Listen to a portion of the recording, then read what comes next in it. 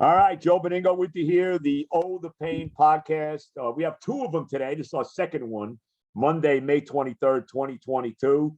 And before we welcome in my guests, let me just say that the Oh the Pain podcast is brought to you by Beach Camera, by the Hackensack Brewing Company, by KZ Sports Marketing, the great Kenny Zor, by Anita Discount Tire, by Blue Hill Golf Course, Pearl River, New York, and by the Sidebar in Hackensack, New Jersey.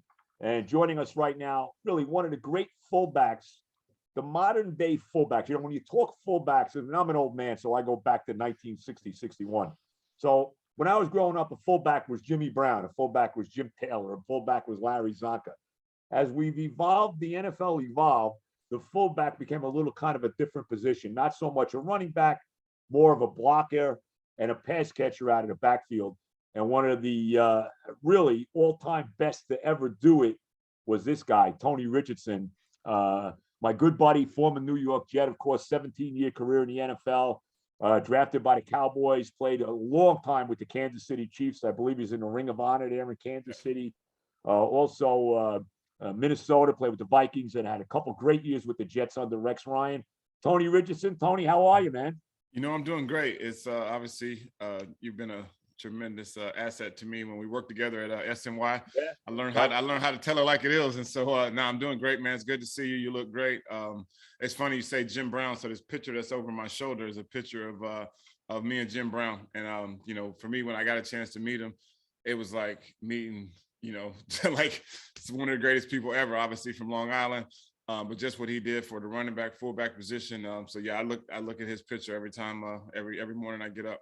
You know, I was fortunate enough to see Jim Brown play. Okay, I saw him play in person against the Giants back in 1963 at Yankee Stadium. I'll never forget that. But I had the pleasure of seeing him. To me, still the greatest football player of all time. Yeah. And you know, it's funny you mentioned that because I had the opportunity at one of the Super Bowls way back, the first Giant Patriots Super Bowl.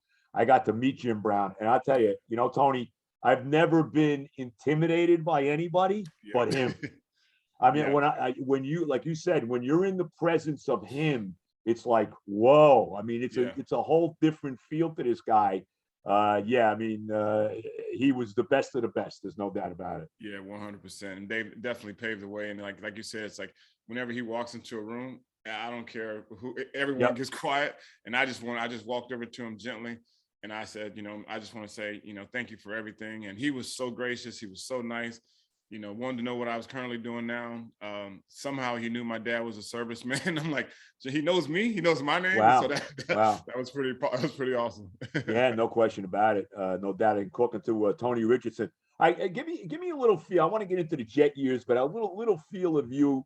You know, your career in general. I mean, I know you went to Auburn. Yeah. Drafted by the Cowboys. I don't think you were there too long, though. You weren't in Dallas too long, were you, Tom? Yeah, you know, crazy enough. So that year. I'll take just a tad bit, go back, but that actual, so my dad was in the military, so I was born in Frankfurt, Germany. So I never played organized football until like my 10th grade year in high school. And so I had a speaking engagement just yesterday, and I was sharing to the group that, you know, my likelihood getting to the NFL really wasn't supposed to happen. So going into my senior year, my dad, he says, "Hey, son, when you get home from practice, me and your mother need to talk to you." You already know, I'm thinking like I'm about to get my butt tore up. So he was telling me that he had orders to go back to Germany. And he said, "Son, we're so proud of you. You and your mother are going to stay here.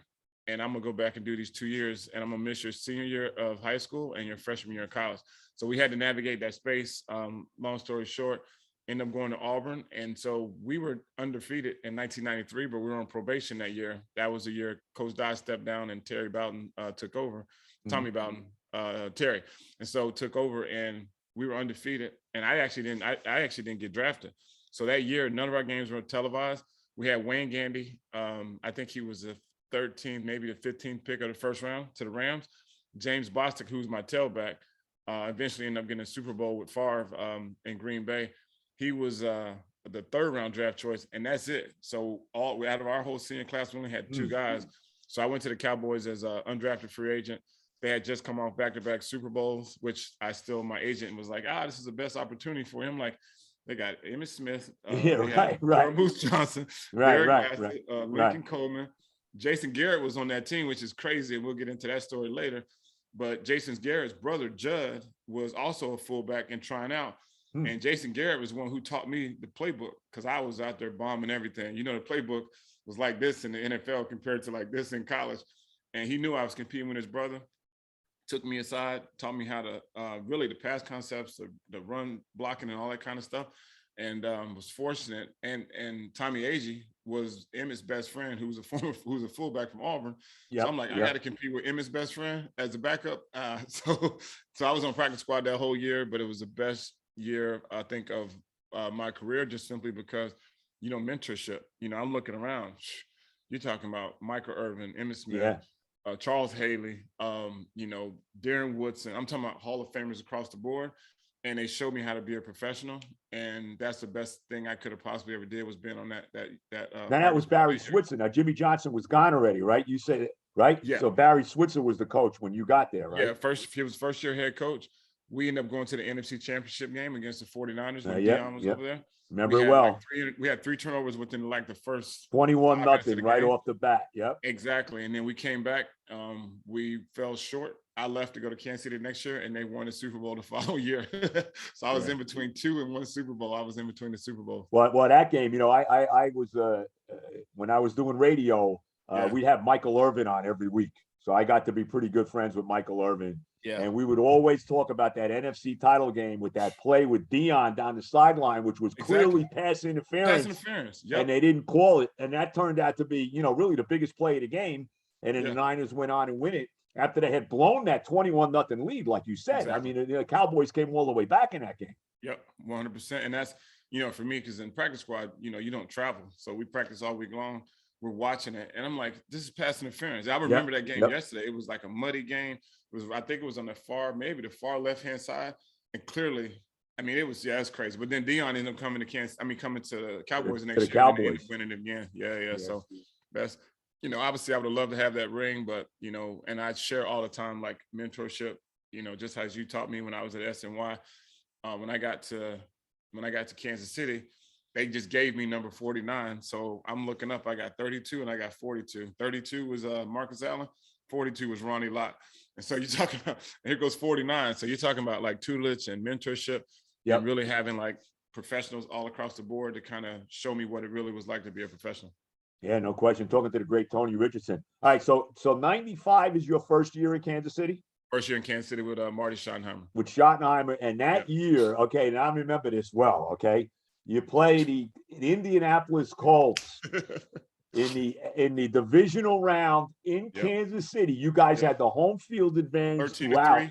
13-3. All we needed 2 games at home, and we're going to the Super Bowl. And if I'm not mistaken, your kicker, I believe it was Lenville Elliott. How many did he miss in that game? He missed 3 field goals. And I'll tell you this is funny, and I'm not glad you brought that up because you just dug a hole in my heart. Well, I know, but I mean, believe me, Tony, I remember all these freaking games. So let me tell you, man. But think this out. So we look, you know, and for me, I'm a young cat. So this thing had me. I was short yards and goal line fullback, special teams, one of the coldest days in Kansas City history. We look our defense. We had Derek Thomas, Neil Smith, Dan Salamua, Dale Carter, on the corner, James Hasty, like we were locked and loaded. You were good. And they beat us. I think the final score was 10, it was either 10-9 or 10-7, and we missed 3 field goals. Yeah. But the crazy part about that game, and this is when I knew the NFL was no joke. So missed the 3 field goals, we hit 1, you know, we move on. They came to Lynn Elliott as we're getting off the field. They told him, just don't even come to the locker room, just go to your car. I haven't seen him since. They cut him on the field. Really? He went. I have not seen Lynn Elliott since then. They wouldn't even let him in the locker room. He missed 3 field goals. Boy, that's 1995.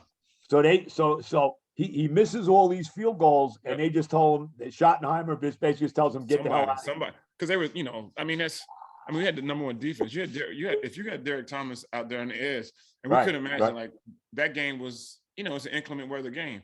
But that next Sunday, the weather in Kansas City was pretty perfect. Like. Yeah. We get through that game, you know how it is. It's like we got momentum. Now we're going to the next round.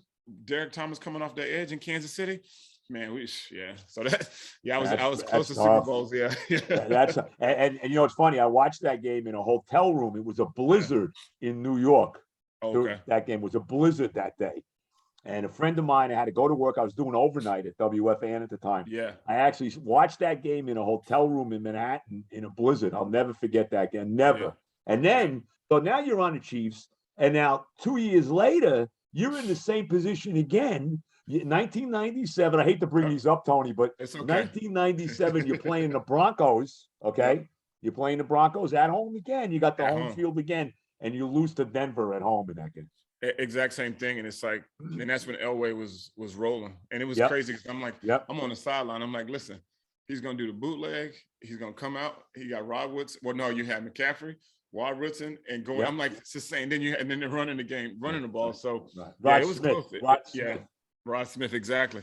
Right. And so we were close. And those were, in that year, like if you think about, and obviously, as we move into our Jet years, Anthony Lynn was he was the backup tailback to Terrell Davis. So he ends up, Lynn ended up becoming my running back coach with the Jets, and then was a head coach with, with the Chargers. Mm-hmm. And so we talk about that game all the time. That was one of the first times I think that a team went on the road and they had all three of their playoff games on the road, and they ended up going to the Super Bowl. And that's the year they won it. They went back to back. Yeah, back to back. 90. Yeah, well, 98 they beat my team in a championship game. So I remember that one well for sure. No, they went. I remember that was too that Bronco team. Remember the NFC had won like 14 or 15 straight. Yeah, because it was 49ers, Cowboys, and thereafter, and then that's when the Broncos kind of came and they turned everything around. Yep, 100%. The Packers had won the year before, and they were going for 2 in a row. And then Denver, Terrell Davis had that big game with the migraines and all of that stuff. Yeah. They go on. Elway had that crazy run. He gets spun around like a top. Yep. Yeah. It's so funny that you're bringing back all these memories. But I'm proud of myself, though, as a fullback for 17 years, and I still remember, so I'm glad. Look, you know what? The Chiefs had they had a lot of brutal losses over the years. They finally won their Super Bowl a couple of years ago. Randy Reed, Mahomes, and all of that. But So you played, how many years you played in Kansas City, Tom? I was there for 11. 11 years. And I was fortunate enough when I got my number put up in the rafters, it was actually against the Jets. And so when Clark Hunt calls me up and, I got a missed call from Clark, and I'm like, why is the owner calling me? And so he calls me up. He says, hey, Tony, how you doing? And Mr. Hunt Lamar, obviously, he was a pioneer for the league and what he's done for not only me and my family, but just the entire league. And so Clark calls me up. He's like, hey, man, I got some good news for you. And it kind of still gives me chills because, I remember as a young buck, 1995, and I'm just walking in there. You walk in any stadium, you see the names, and you just think, man, that must be pretty awesome. And you never, ever can envision that your name one day will be up there. So when he said that, they were going to put my number up there, I froze. And he was like, hey, Tony, you still with us? And I'm like, yeah, I'm here. And it was just like, it still gives me emotion because I'm like, all those years of the great years, but then all these Hall of Famers that, you name it across the board and you get a chance to have your name in the rafters. But fast forward, he was like, well, when the schedule comes out, we'll let you pick what game. And so crazy enough, it was the Jets versus the Chiefs in Kansas City. And that's when I think Fitzpatrick threw like 5 picks that day. So all my Jet fans that came to the game to celebrate me were not too happy, but it ended up being a good day. That was actually in 2016, if 2016, I'm not mistaken. Yep. And that was not a good year. That was a year after the Jets had won 10 games, blew the last game of the year to Buffalo, didn't make the playoffs, and then it kind of went sour on Todd Bowles after that.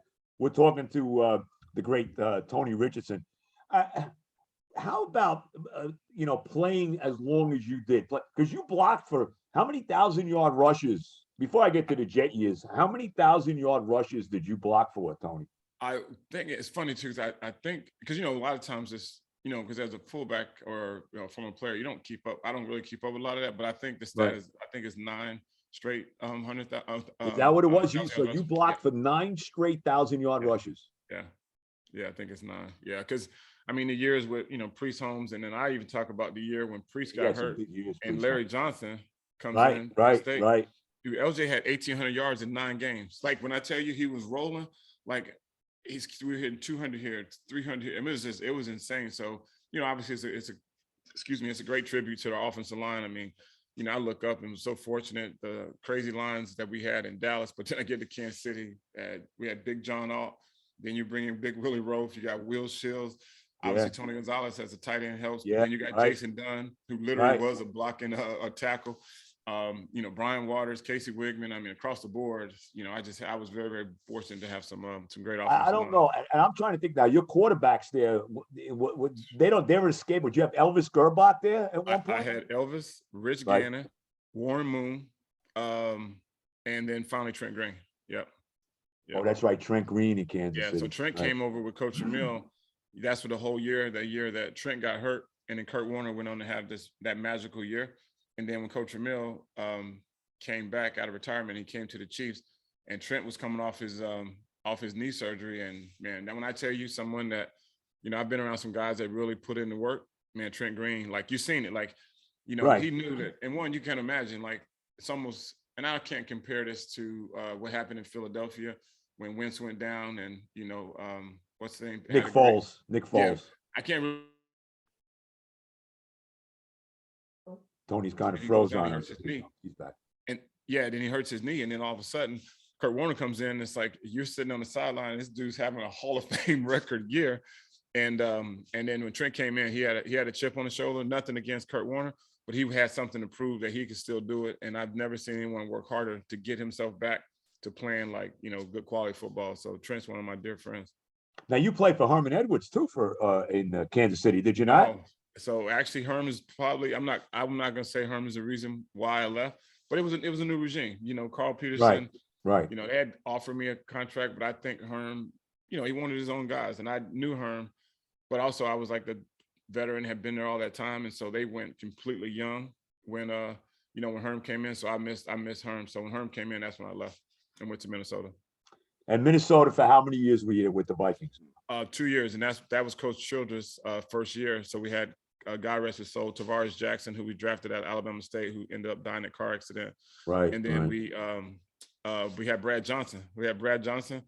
And then Tavares, but then Adrian Peterson came that second year. He's a different animal. So we had AP, and there's another picture over my shoulder. That's me. And there he is. Oh, I see him. Yeah. Yeah, that's at our Pro Bowl. So that was a Pro Bowl 2007. Yep. So and you come to the Jets. So your first year with the Jets, and again, we're talking to Tony Richardson. Your first year with the Jets is that 09 season, right? With Rex. That was your first year there? No. I had Mangini. So I had Mangini with Favre. Yeah, I had Favre and Mangini for a year. Yeah, I know. Yeah. So I'm getting you fired up now. Now you get me fired up. So your first year with the Jets was 08 then? Yeah, 08. Yep. 08. When you guys were 8, let me tell you right now, Tony. I already know. I can't stand. I gotta tell you this. I'm sure he's a fine guy. I can't stand Brett Favre. I mean, this guy, he never wanted to come to my team to begin with. He wanted to go right to the damn Vikings. Let's be honest, okay? He comes to my team. We're 8-3. Tony, 8-3. They go to Tennessee. Tennessee was undefeated. You go to Tennessee, you beat up the freaking Titans. You killed them in that game in Tennessee. Yep. I'm nuts. I'm doing like handstands in the house. You know what I mean? Yeah. And then Favre gets hurt in that game against Denver in the rain at the Meadowlands. Yep. And then you guys never recover. You win one more game. You beat Buffalo. We're lucky to win that game. Sean Ellis recovers a fumble and takes it in for a touchdown to win that game. And then you guys wind up crapping out and going 9-7. And then freaking Favre leaves to go to the goddamn Vikings. Excuse my language. That was tough because it was, and you could see it like and that was a tough team. Like, Mangini, he ran a, tough ship. And, right. We had, big Sean Ellis. Like, he's just, Sean Ellis is an epitome of a Jet. He was just physical. He was mean.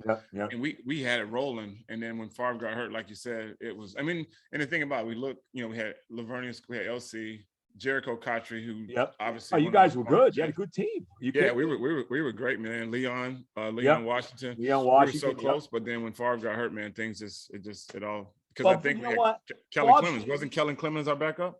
He was, but here's what got me ticked off the most about Favre. The guy was clearly hurt, but he had to play because he had to keep that stupid streak going. Yeah. And I've always had a problem with him because of that. It was more about him, with that Iron Man streak than it was about the team winning. And the door couldn't hit him in the ass more to get the hell out of here when he left. I want to go back though for a second back to Mangini. Okay. So were you shocked? So the team goes 9-7, even though you still went 9-7 that year. Yeah. Were you surprised that Mangini got bounced after that? I was. I think just because And I can be honest with you, like the reason how I ended up, and this is funny because how the league kind of goes in like full circle, and it's two people. So when I was at the Senior Bowl, because that year I told you in 1993, I didn't get invited to the combine, but I went to the Senior Bowl. Right, you didn't get drafted, right? Yeah, so my coach was Don Shula. Guess who the special teams coach was? Mike Westhoff. Right. So right. that particular year, that 93 year at Senior Bowl, they gave me a helmet. I was trying to knock everybody's chin loose, and I was doing everything they asked me on special teams. So much so, like when I had a free agent visit, I took a visit down to Miami, and Westy and Coach Shula, they were trying to sign me. So fast forward at the end of 2008, after a Pro Bowl year, I get a call from Jimmy Ray. So Jimmy Ray was my running back coach in Kansas City, who coached, me and Marcus Allen, Greg Hill, right. Van Morris, all of that. So Jimmy said, hey, pro. He's like, hey, man, you got some gas in the tank. I said, what you thinking, Jimmy? He said, man, we're building something special here. He said, we got this good young coach. We need leadership. So I think I might have been maybe 1 or 2 days older than Mangini. And he was like, we got this good young coach, real smart, but we need veteran leadership. And he said, what are you thinking? And I'm like, you know what, pro, for you? Because do you imagine it was Kansas City West. We had Paul Hackett, we had Schottenheimer. So all those cats I knew from Kansas City were all now here with the Jets. And so I was like, you know what, I'll do it. I signed a 1-year deal, had Jimmy, but Mangini and him and I still think, we never had a contentious relationship, but as soon as I get here, he was like, hey, Tony, I want to let you know I don't like fullbacks. And I'm like, dude, you just brought me here. That's the first thing he tells you, I don't like fullbacks. Yeah, but his philosophy, and now you're starting to see, as you can see how the game has changed and how guys are getting shifted, the fullback position is kind of disappearing. So his philosophy, and that's one thing, I'm going to tell you this right now, and I'll say this and stand on top of a mountain. Eric Mangini is the smartest football coach I've ever been around on any level. I'm talking about any level. He knew what the offensive lineman, left guard, right guard, center, all the blocking assignments, the fullback, tight end, every defensive assignment, of course, every special team assignment. He knew everything. And I learned more ball in that 1 year than I learned in my entire career, because he forced the offensive guys to see what the challenges that the defensive guys had. And so I'm looking at pass concept. I'm like, and this time I'm in like year, 15, 14. And so for me, it was like, I was learning. I was like, wow, I dig this. But he said, I don't really like fullbacks, because when there's a fullback in the game as a defensive coach, it's a tell. Like, we know if you're offset to the right, there's power lead this way, or it's going to be go. So he was like, you know what? And that's why, they were always looking to find another guy that can like line up in the backfield, motion out, run routes, kind of what Juszczyk does in San Francisco now. And even the big kid in Baltimore, like that dude can catch, like he can boogie. Right. So that's why teams are getting rid of that traditional. That's Picard. What is that, Picard you're talking about in Baltimore? Yeah, Ricard. He weighs about 300 pounds too, playing 300 pounds catching corner routes. Right. And that wasn't my forte. So Mangini and Westhoff would tell you, like, it was hard, and he never did it to me.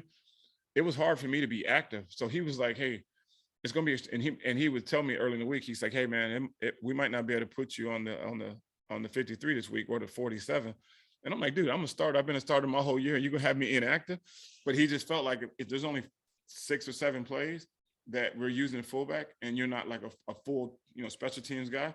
And so I'm just like, dude, why would you bring me here if this is the case? Like, I could have just went off to pasture and, and called it. So that we had a contentious relationship, but it worked. And, I bit my tongue because, that's what I learned to do.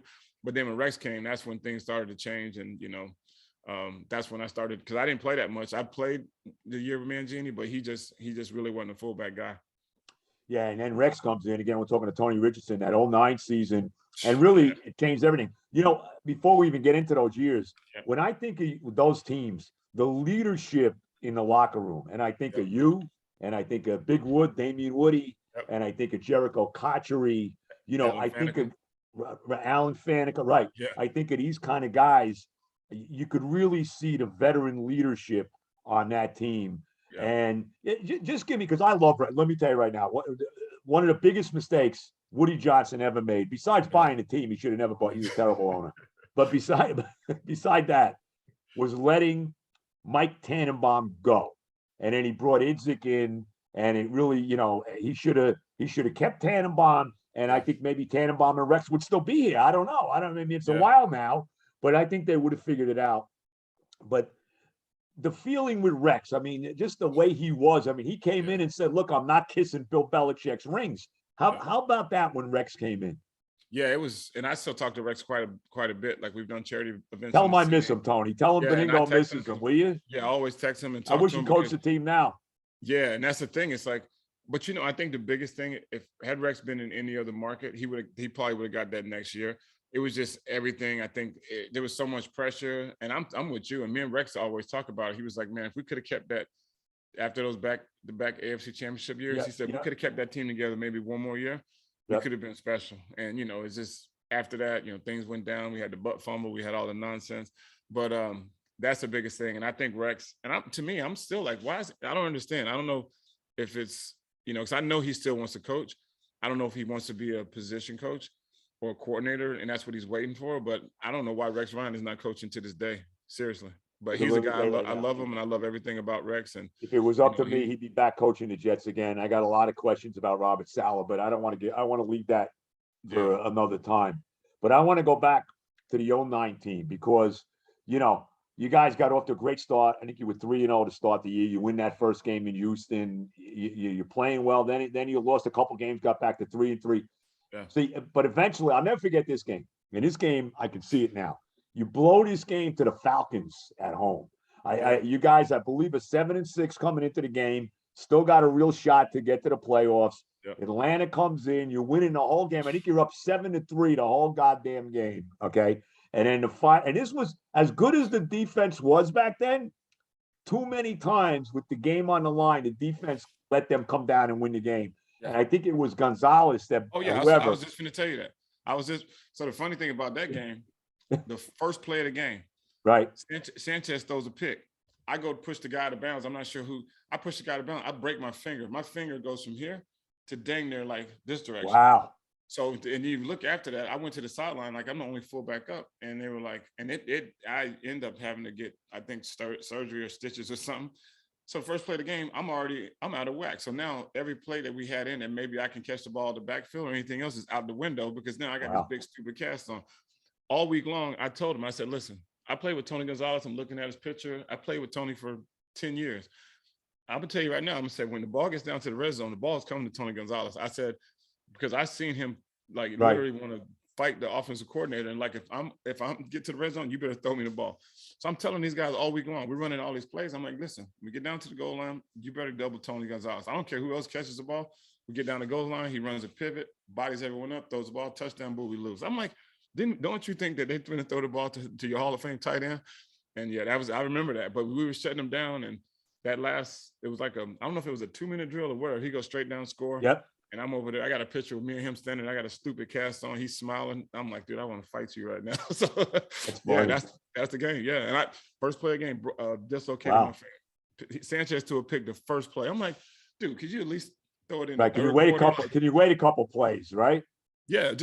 I break my finger the first play of the game. So my whole day is wrecked, gone. So yeah. But so you're 7-7. Rex goes on and says, okay, we're not making the playoffs. Yeah. And then you go to Indy to play. The Colts are undefeated. I mean, I will never forget this stuff. The Colts are freaking undefeated. You go to Indy, and Jim Caldwell and the guys with the Colts decide we don't want to be undefeated. We're more worried about winning the Super Bowl. They pull Peyton Manning, and I think it was Curtis Painter that comes into the game. Yeah. And you guys go on and win the game. And now all of a sudden they hand you the game, and now all of a sudden you guys are right in position to get in the playoffs again. Yeah, that was.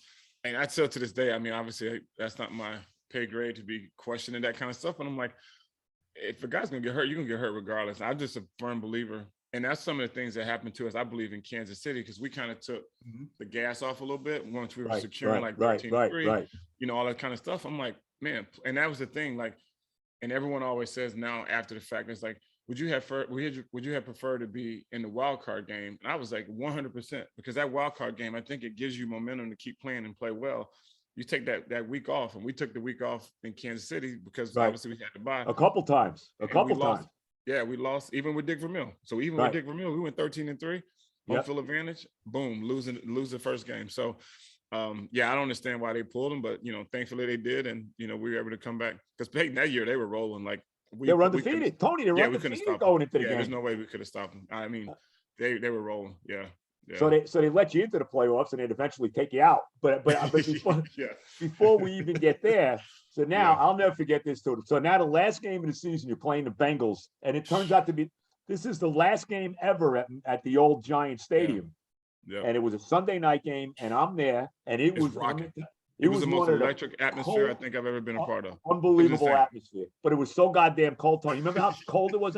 That was one of the coldest nights I can ever remember. But it was a party because you guys won like 42-0 or whatever. I mean, it was never a game. You just absolutely destroyed them. Then we were like, it was a party. We're going to the playoffs. It was unbelievable. Yeah, I was talking to D Wood last night, and it's funny. He was like, we were talking about that. He was like, dude, you remember that Cincinnati game? He said, bro, it was brick cold. And I was like, oh my God. And unfortunately, remember, I think one of the fans, like we were coming around high-fiving, one of the fans flipped out of his stands and hit his head on the thing, and he died. Because it was like one of the fans. I don't remember that. Wow. Yeah, a fan flipped off the balcony thing, and the ground was hard as a brick, and he unfortunately didn't make it. So that's one of the greatest, that atmosphere was one of the greatest atmospheres I think I've ever been a part of. Because Brad Smith, you couldn't stop him. Like Brad Smith had Brad Smith was a very underrated player for those teams. He was a really good player. And then of course you play him again. Now you go to Cincinnati to play him in the first playoff game. Yeah. And that was the game where Weatherford, the punter, got sick or something, and Jay Feely had to do the punting. He actually punted well in that game, Tom. He did.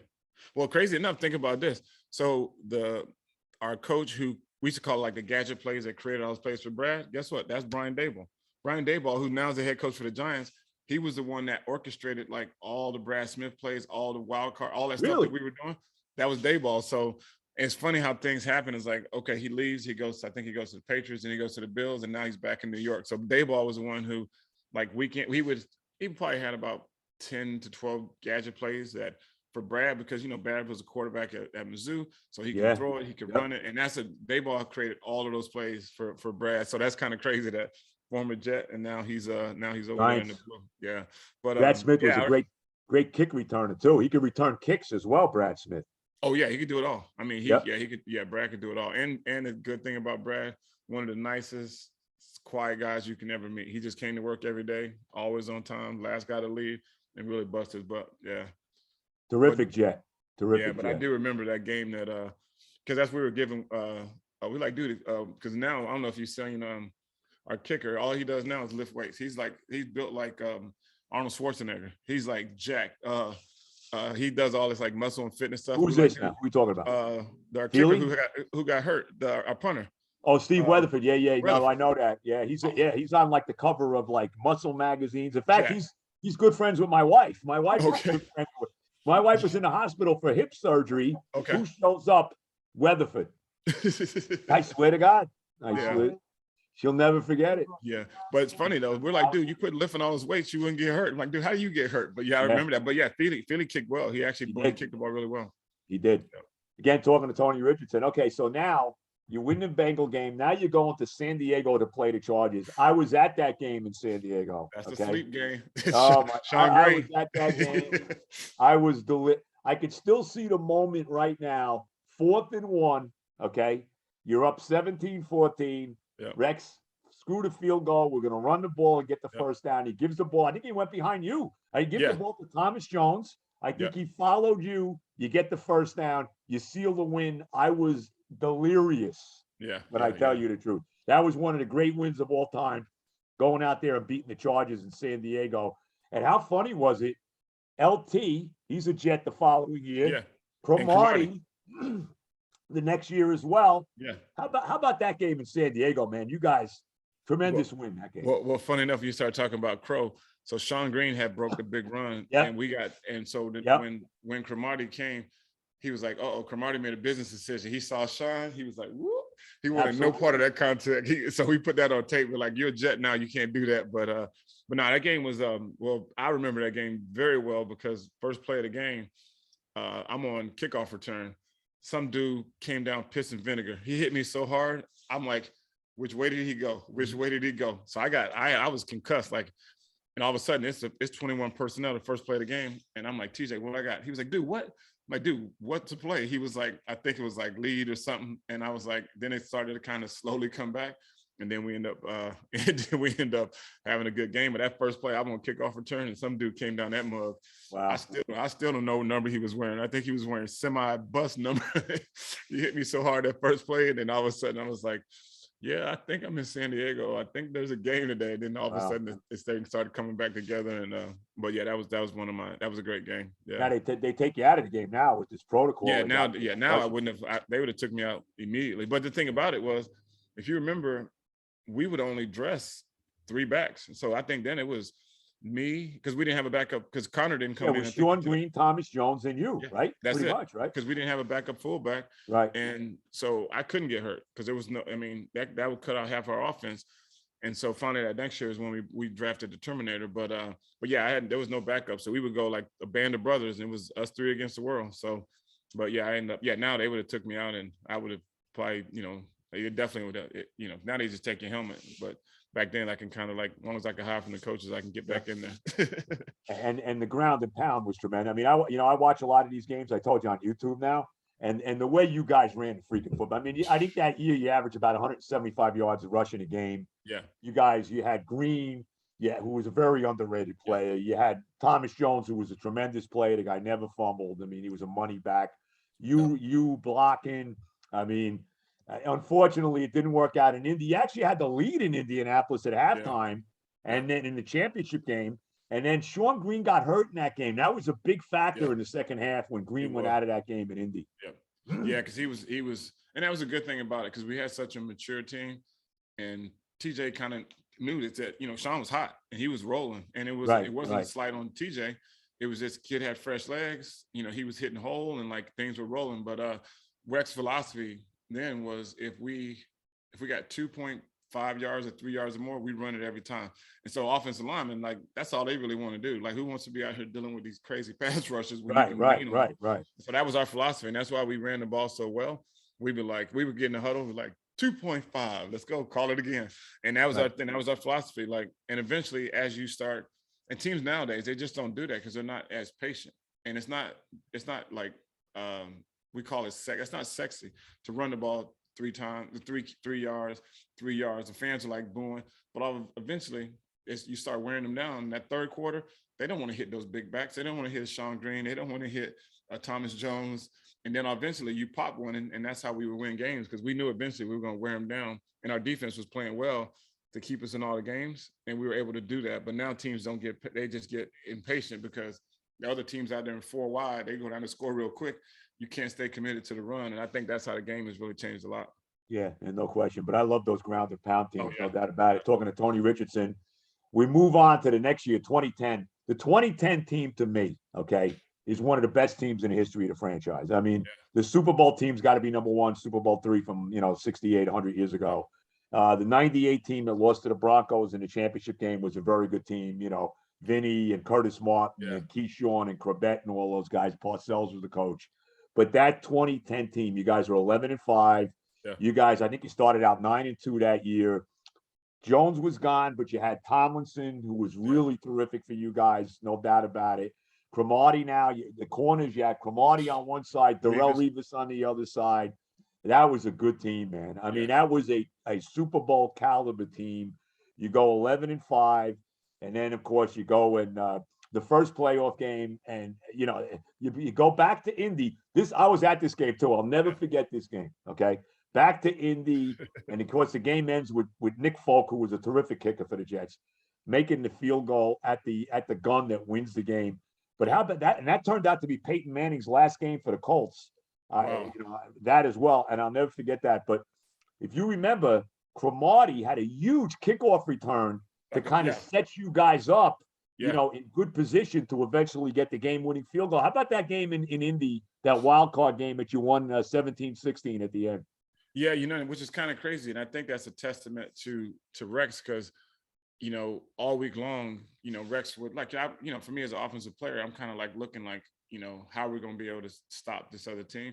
And I think that particular game, I think we were going like maybe 5 defensive backs, maybe 6, to kind of confuse Peyton. And we also knew that, they were doing so many things in the late substitutions, and they were bringing their guys in, we were bringing our guys in. So it was a huge chess match.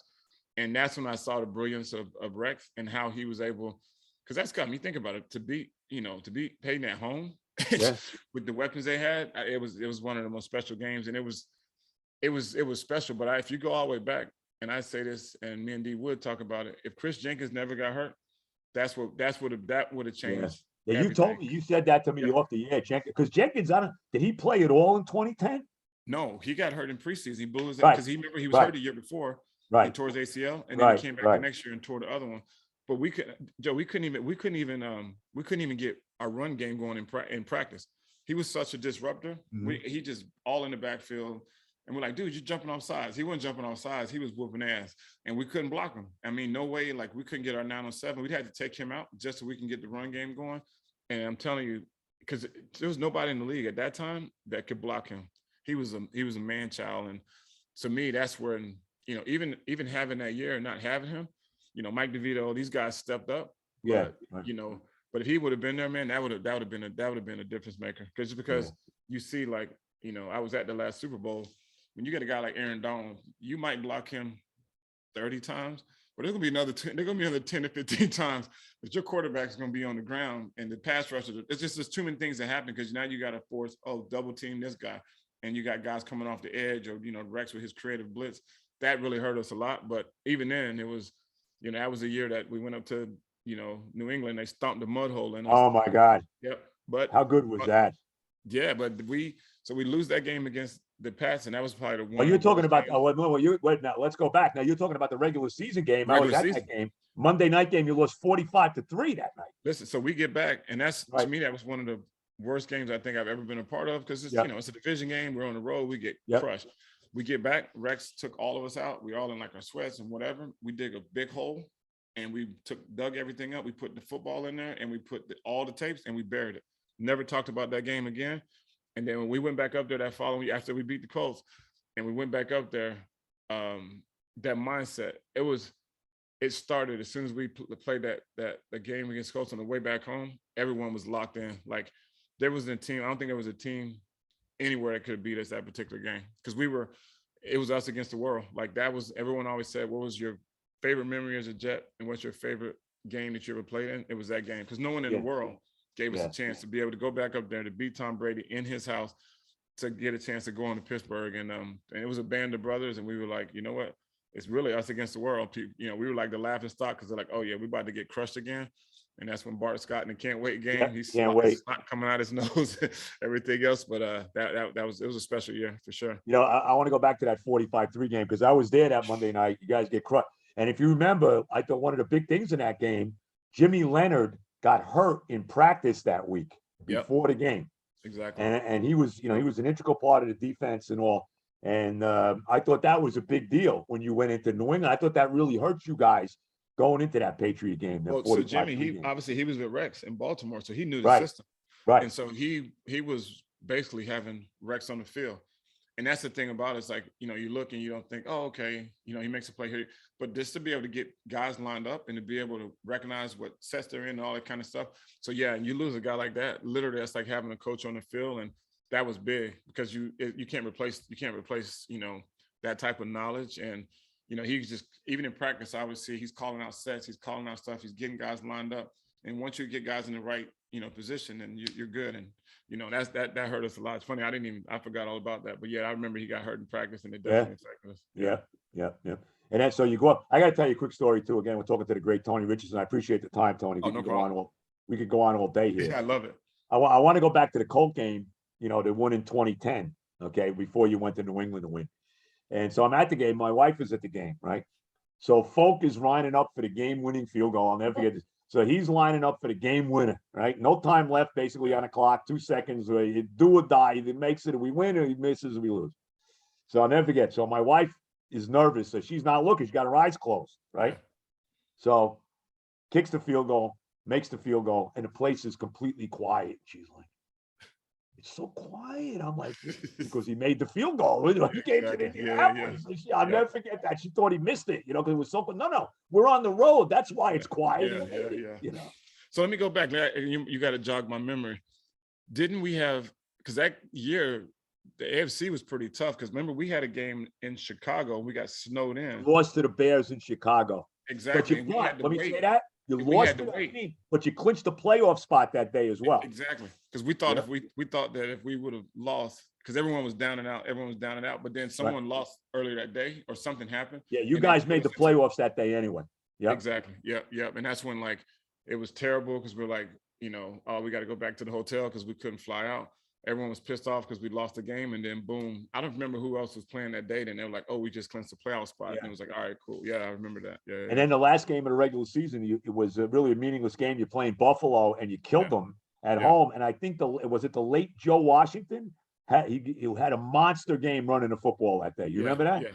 Yeah, it was Joe. It was because he got shot. Joe McKnight. I'm thinking of right, Joe McKnight. Right, Joe McKnight. Sorry. Yeah, he did it because that was funny enough, because that was the John Connor, and we rested LaDainian, and I think they let John Connor and Joe they let them just run wild. Yeah. They did. Yeah. All right, so you beat the Patriots. It's one of the great wins of all time with Delirious. Now we're going to Pittsburgh. What happened? I was at the championship game in Pittsburgh too. By the way, the last playoff game the Jets had played back, 11 years ago, not 12 years, whatever it is. 100 seems like 50, but whatever. The team came out flat. You guys were down 24-0 in that game. Yeah. Were you flat? I mean, was it a major letdown after you beat New England? I mean, what happened there? Yeah, that's because for me, that was my last ever football game. And that's when that was the final game of your career, was that game? That was it. And for me, I was taking it all the way back. And I was like, you know what? The Super Bowl is going to be played in Dallas. I started my career in Dallas. That's right. Win this game, we go to Dallas, we win the Super Bowl. That's a storybook career. That's what I was thinking. And I don't know, man, they jumped out on us pretty good. They had, I think it was Menningham, the running back. He was running wild. And then we made the necessary adjustments. In offense, I think we were moving the ball pretty good, but they kept scoring. And then finally, I think the second half, we started turning around and defense started stopping them. And then we had the first and goal down the goal line, and we didn't end up punching it in. And then Roethlisberger comes out and they end up beating us. But yeah, that was the last time I ever suited up again. That was it. I didn't realize that was your last game. Yeah, that game was 24-0 at the half. I believe at the half. Yeah, and by the way, another brutally cold game. That was brutally cold in Pittsburgh that day. 24-0.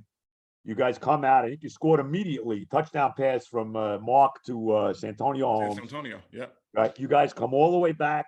You got that it was 4th and goal. I can see it now. 4th and goal on the 1. They give the ball to Tomlinson. Yeah. And he doesn't get in. Yeah. He doesn't get in. And I think you guys got a safety right after that because they had the ball on the 1. Yeah. You guys tackled Roethlisberger, I believe, for a safety. Exactly. And it was 24-19. And Pittsburgh's got the ball. And I swear, Tony, if you guys would have stopped them, if the defense would have stopped them, you guys would have came back and won the game. I think you would have won. But the defense couldn't stop them. I think Antonio Brown got a big first down to seal the win. And we didn't even know what Antonio Brown was at that point. And he got the big catch to kind of seal it. And that was pretty bad. That was tough. That was a good thing. That team is one of the best teams in the history of the franchise. There's no doubt about it. Yeah, that's the one you don't get participation medals for, but that's the one that's like, you know what, did we lose the game or we just didn't have enough time? Because like you said, had we stopped them, the momentum we had, we were rolling. They couldn't stop us, but we didn't stop them. I remember it was like boom, boom, boom, boom, first down. And the next thing I know, the confetti's falling. Yeah. Yeah. No, I know. It was painful. Believe me. I still got scars. Tony, the scars are. Well, how about before we go, just a couple more things. How about Sanchez? Because to me, Mark Sanchez got a raw deal. I mean, this guy won more playoff games than any Jet quarterback in history. He won 4 playoff games all on the road. He beats arguably the 2 greatest quarterbacks of all time, Peyton Manning and Tom Brady, back-to-back weeks in playoff games on the road. But all anybody wants to talk about is that stupid butt fumble. It's ridiculous. Yeah. Well, it's one of those things. And it's like, there again, if we're in any other market, and obviously that game was was that a Sunday night game or Monday night game against the Patriots where he had the butt fumble? I know it was it was Thanksgiving night, actually. Yeah. So the whole entire world's watching. The turkey didn't go down well, Tom. Yeah, I remember too, because everyone's just like, the only team this could happen to could be the New York Jets. And I'm just like, I live right here in Queens, and I live right across from the Firehouse, and even the Firehouse boys are like, dude, how did I'm like, listen, man, I'm at home on the couch with you. I don't know how it happened, but yeah, I don't know, man. It's just like I don't know why Mark doesn't, because I think a lot of times they don't give Mark his due just because we had such a running game, defense, and there was so many Great personalities offensive on that line, team. by the way, too. I mean, think about it. I mean, we had Jason Taylor, like Hall of Yeah, Famer, yeah, yeah. Danny. So I think there was so many big personalities with Bar Scott, and I think Sanchez just kind of got overshadowed. And they were saying, I think a lot of people in the narrative was like, you guys won not because of Sanchez, you won, besides spite of Sanchez, him. despite of him, exactly. And that's the thing. I think that's the narrative. It's like, because I always like, dude, what about Mark Sanchez? It's like, yeah, thank God you guys were able to cover him up. I'm like, that kid made some great plays. Like he got us to where we needed to be, and it got us close to, going to the Super Bowl. So yeah, I don't know why.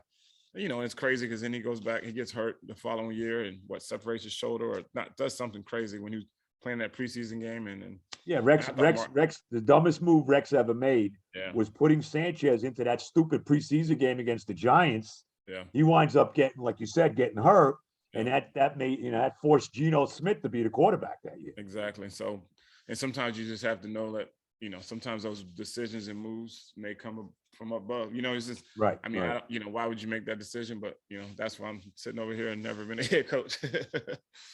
Yeah. Yeah. I didn't realize that was your last game, but boy, those couple teams were, and you, Tony, you were a terrific player. I mean, there's no other way to say it, and you're a hell of a guy too. You play golf, Tony, or no? I do. I kind of I kind of get out there and swing. Everyone's like, do you play? I'm like, I know how to play. I can get myself around, but I need to get out. I need to, it's funny because living in Queens, it's like it's not as accessible. When I live in Kansas City, like, oh, right in the backyard is a golf course. So I need to dust the clubs off. I keep them in my car at all times, so just in case. But yeah, I need to get back out and start. But there's a lot of golf courses on Long Island, Tony. I mean, there's plenty of them out there. I'm gonna tell you who's a great golfer who I should connect you with is remember we had the tight end Fred Baxter. Oh, is he really? Baxter's a good golfer. So Fred and I, real quick, he's an Auburn guy. Didn't Baxter go to Auburn too? Yeah. So Fred and I played high school ball against each other. Right. He went on he got drafted in baseball and he got drafted in football. Goes to Auburn, plays baseball and football. Comes to the Jets, and then he wins the Super Bowl ring with Tom Brady. He's a golf instructor. He's a scratch golfer. He plays golf every single day, every day. Like, baseball players automatically have that natural swing. Right. He can hit it. He can hit the cover off of it. But so that's when Fred was like, he lives up in Morristown, up near Philly. Yeah. And he was like, bro, come up. Morristown, New Jersey. Yeah, Morristown. Not that far from me. Yeah. I wouldn't really say it's near Philly. It's kind of like more central Jersey than anything. Yeah. Right up. I guess a lot of the Eagles players live up in that area. Yeah. And so he was like, dude, just come up, stay at the house for a couple of days. He said, I guarantee you in a couple of days, I'll get your swing fixed. And so I need to take him up on that. Because he's like, if I can teach little young girls to swing the golf clubs, he said, I think I can get you straight. And I'm like, all right. Now are you going to be at Marty Lyons' golf outing with Kenny Zor and all of that in August? Are you going to that? Yeah, I actually will. I try to make that every year. And I'm actually going to be with Marty tomorrow. So tell him I said hello. Well, we got Fleet Week. So tomorrow, I took my negative. I had to get a negative COVID test on Saturday, and then I got to take another one today. And then Marty and I will meet down at the pier, and we take the Osprey, the helicopter that goes straight up, and then. So we've done this a couple of years, and we go out and we are on the ship that actually comes in to start Fleet Week. So I'll see Marty for the next couple of days, which is really cool. Tell him I said hello, right? Yeah. And I got to apologize to you that I didn't make the podcast when you came out. That's fine, Tony. Don't worry about it. All my guys from the Jet Lounge, they came. They were all there. They all showed up. They were all there. Yeah, they were all there, man. They love you too. They were like, man, it was one of the greatest nights, and to meet you and to meet everybody. And I think Kim Jones was there and Danielle. So yeah, all my boys from the Jet Lounge told me to tell you hello. Yeah, indeed. No, they're a good bunch, and hopefully there'll be a day, Tony, when all of us will be at that AFC Championship game at the Meadowlands as our team goes back to the Super Bowl. I can only imagine. I probably won't be alive, Tony. Thank you. I probably won't. Okay. Yeah. I tell everyone.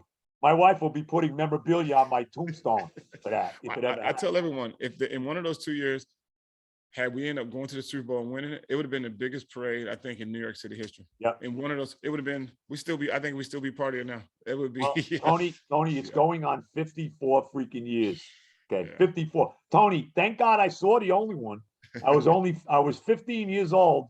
If you would have told me as a sophomore in high school that enjoy this, because you're never seeing another one, Now I'm 68 and I haven't Yeah. seen another one. Yeah. I would have been saying, really? Wait a minute. Hopefully we'll get one. I don't know, man. It's been a lot of pain. I don't know. I'm not confident. I don't love this coach. I like what they did in the draft. Yeah. Draft was good. I like the quarterback. I think they got a real shot with him. No doubt about it. The free agents moves they made. But I'm a little concerned about this head coach. I don't know about. I like Sal in San Francisco. I wanted him. Yeah. Now I'm kind of. We'll see. Yeah. Big year Well, for you him. know, the thing for me is just like one thing I like is whenever the players start repeating or sharing the same sentiments as the coach, that means he has a locker room. And these guys, even though they struggled last year, they still were out there fighting. Excuse me. And I think that's a testament to the head coach. And I think me personally, I like his energy. I think he's the right man for the job right now with this young group of guys. And so, but this year, you know, we got to see, like, you know, we drafted well, but we always know it's like, you know, now we got groceries in the cabinet. Now we got to cook them and put everything together. And I like this young team, man. I think they did. Joe Douglas, the way he built that roster and constructed it. And now it's like, and this is not the final roster. You already know they're already looking at the free agent wave and the June 1st cuts. This team, I think, is gonna be ready to roll week 1. I can't wait. I hope so.